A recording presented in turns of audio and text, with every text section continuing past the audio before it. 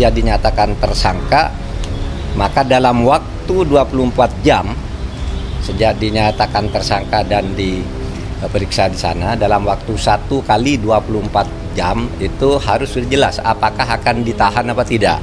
Jadi kira-kira nanti paling lambat keputusannya jam 8 malam ini untuk ditahan apa tidak. Nah, apa alasan untuk ditahan? Pertama, prasyarat utamanya itu kalau ancaman hukum pidananya minimal 5 tahun.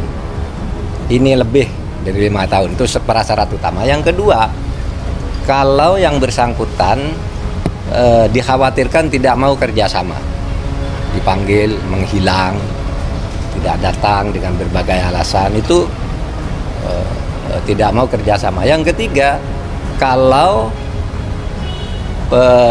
penyidik khawatir yang bersangkutan kalau pulang menghilangkan barang bukti dan mengubah keadaan TKP, ya, tempat kejadian perkara, itu bisa ditahan. Lalu dikhawatirkan mengulangi perbuatannya. Kalau jadi penasihat hukum menurut kami di dalam konsep ini jangan habis pada tahap pra-adjudikasi, tapi mohon disiapkan bukti-bukti yang ada di persidangan, sehingga ketika bukti-bukti yang di persidangan nanti disampaikan dan ternyata apa yang dibuktikan oleh polisi itu tidak mempunyai bukti, itu baru suatu kriminalisasi. Karena bicara hukum adalah bicara bukti, based on evidence. Itu Mbak, oleh karena itu yang menariknya di sana. Jadi kadang-kadang saya melihat dalam suatu sistem itu semua energi itu habis di dalam peradjudikasi, termasuk upaya penangguhan penahanan ini juga habis energi. Karena berpikir gini Mbak, seandainya seseorang itu, kita harus berpikir seperti dokter, oh ini terbukti dan tidak terbukti, jadi jangan sampai PHP, oh ini bebas, oh jangan. Kalau itu memang terbukti seandainya loh ya, dan sekarang itu ada upaya paksa, toh nanti pada saat putusan itu akan dikurangkan. Sehingga saya berpikir karena Pak Panji itu usia 76, upaya paksa yang dilakukan oleh polisi penahanan itu akan dikurangkan sepenuhnya. Sehingga begitu selesai perkara, putusannya pas pada saat putusan dibacakan jumlah harinya. Hasil dalam proses gelar perkara, semua menyatakan sepakat untuk menaikkan saudara PG menjadi tersangka. Dan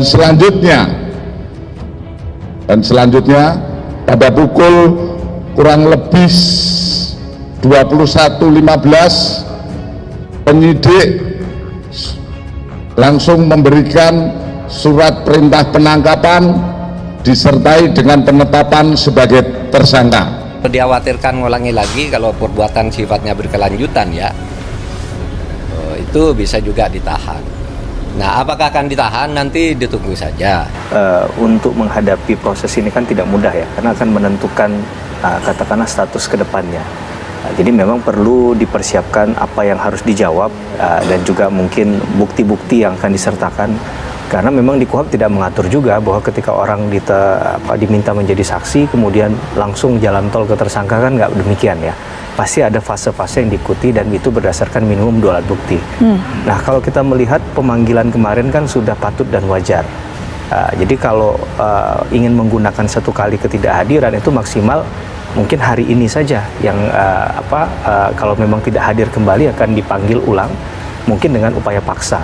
Nah, sehingga itu yang mungkin dihindari oleh Pak Panji Gumilang. Dan saya rasa tidak ada salahnya menghadiri panggilan hari ini, karena ini juga bagi Pak Panji adalah dalam konteks Pak Panji juga bisa memberikan keterangan kepada pihak kepolisian berdasarkan versinya dia kan.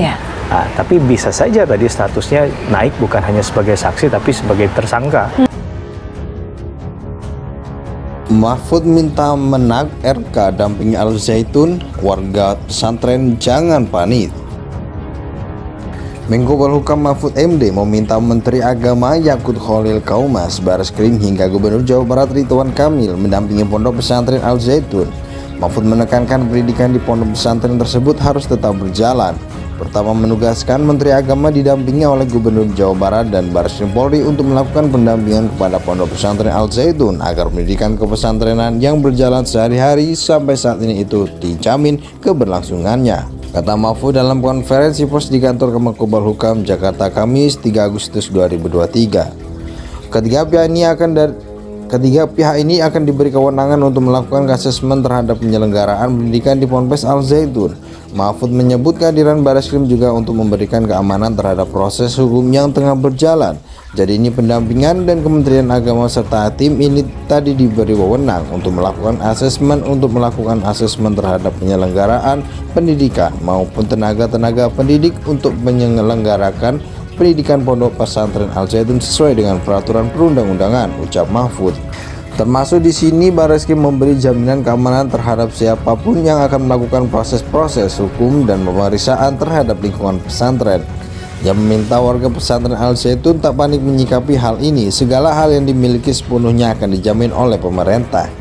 Warga pesantren jangan panik, hak-haknya diberikan sepenuhnya dan dilindungi, tutur Mahfud. Kalau ada sesuatu yang menyimpang dari pemberian perlindungan atas hak konstitusional ini supaya disuarakan, sehingga kami yang di Jakarta bisa mendengar apa itu benar atau itu tidak. Jangan sampai ada tindakan-tindakan yang untuk menertibkan sesuai dengan hukum melanggar hukum atau melanggar hak konstitusional para santri, katanya.